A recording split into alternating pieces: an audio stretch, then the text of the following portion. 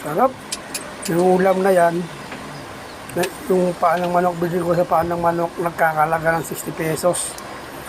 Ayun ang gastos ko dyan, 60 pesos. Tapos, sibuyas, betchin, nagkakalaga ng 94. Halagang 94, may ulam na.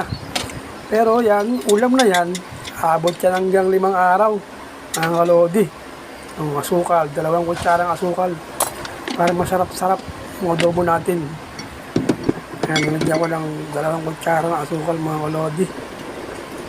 Good morning to this video, mga kalodi. Kalodi, sarap. Yan.